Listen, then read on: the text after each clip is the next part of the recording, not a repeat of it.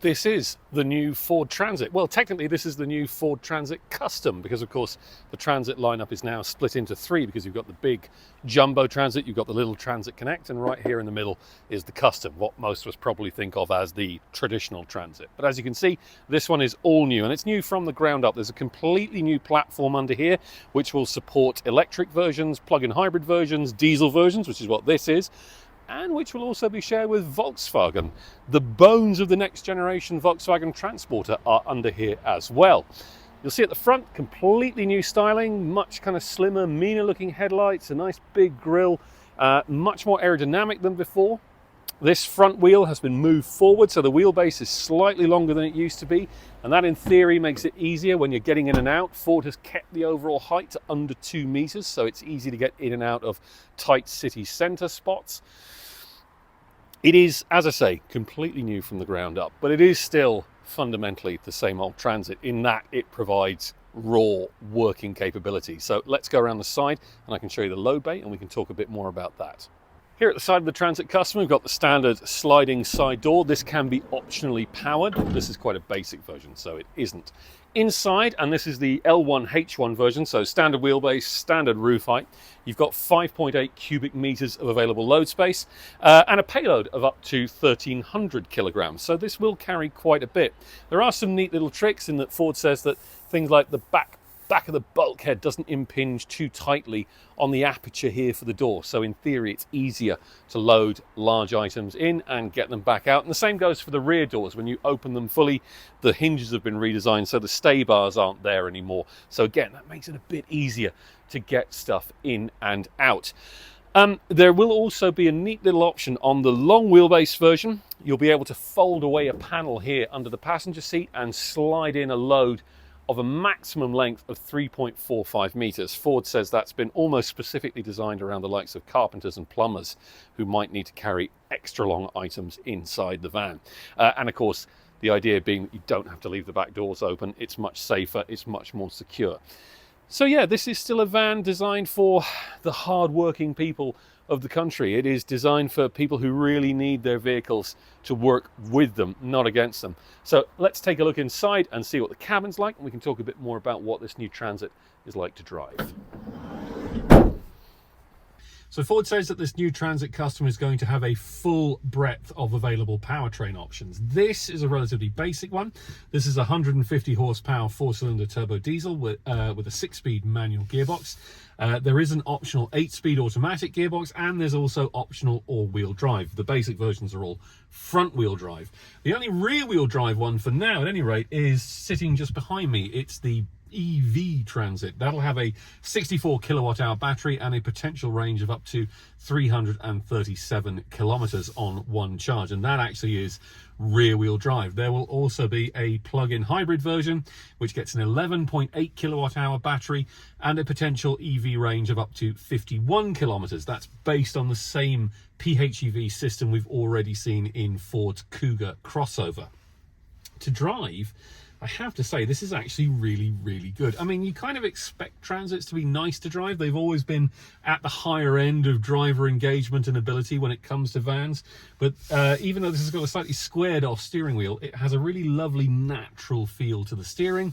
It's very comfortable. There's new independent rear suspensions, no longer a beam axle with leaf springs back there. So it's much more capable and comfortable. Although it has to be said, we have been doing this test drive on roads around Munich, which are much smoother than you might expect. Certainly much smoother than Irish roads. So, you know, we definitely need to drive it at home before we can deliver a final verdict on that.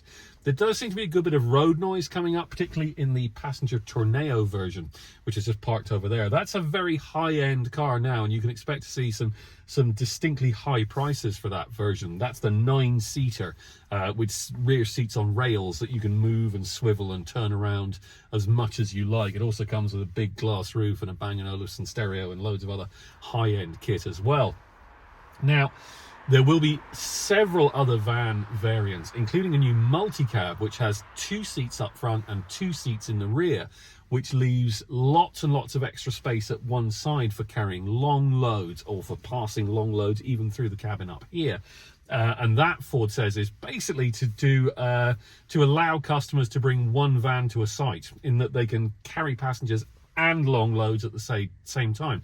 Whereas with the more conventional crew cab or the combi versions, it's harder to carry passengers and long loads.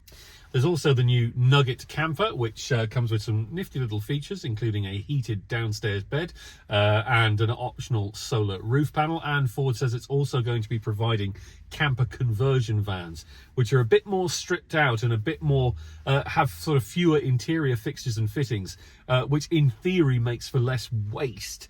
When independent camper companies are converting the vans over to camper status, they have to take out fewer items.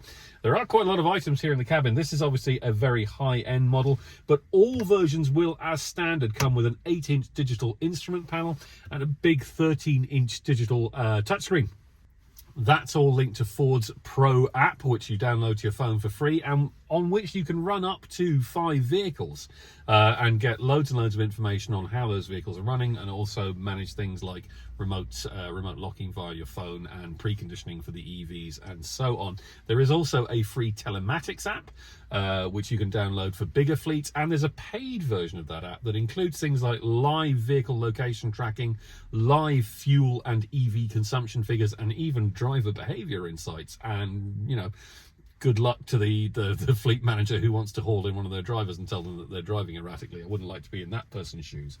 Overall quality is actually pretty good. It feels like a step up from the previous Transit Custom. Most of the plastics are pretty basic, as you would expect, but they do look and feel quite nice. Steering wheel feels great to hold.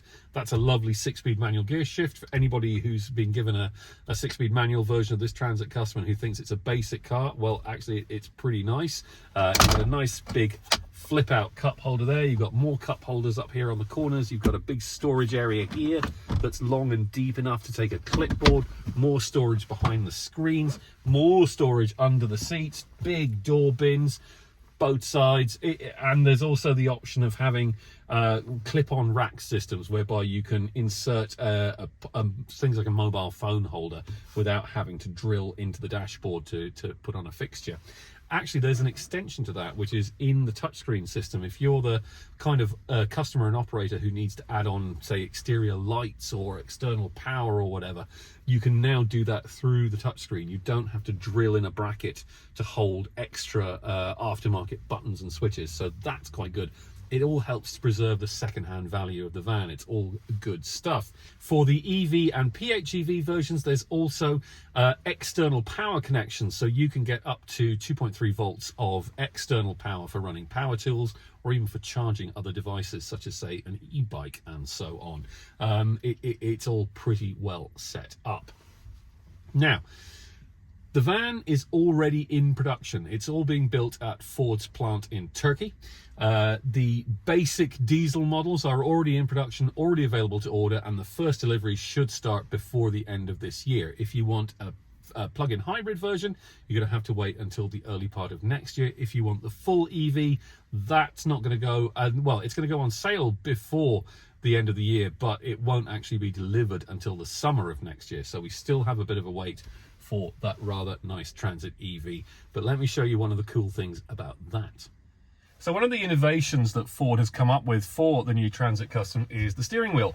You might notice that this one doesn't have a third spoke down here, and there's a very good reason for that. So when you're stopped, you have to have your ignition on and the car switched on, or the van switched on, I should say, to do this. There's a little switch, you can hear it click there, and there's a first setting, which is a laptop mode. So you can get your laptop up here and it's held in place by this little pop-out panel, or you can go again, you can get it completely flat. Again, you can have your laptop up here now, you can watch a bit of telly, watch a movie, or there's actually a clip-on panel that goes on the top here that turns this into a proper table. You can have your food and drink here while you sit and watch the world go by, or while you're charging up the 64 kilowatt hour battery. This will be available on PHEV and diesel versions as well. It's a really, really neat little idea, and as someone who has to spend an awful lot of time behind the wheel myself, I can tell you that is a really handy little innovation. That's really nice. You might notice as well that for automatic versions, the gear selector is here on the steering column, and that means you've got a totally flat floor through here, which makes it easier to get through the cab when you're working. So you can get people across the seats if you need to, or you can actually just get out on either side if you need to. Getting out on that side, of course, sometimes is a lot safer than getting out on the driver's side. So there are some nifty little touches there.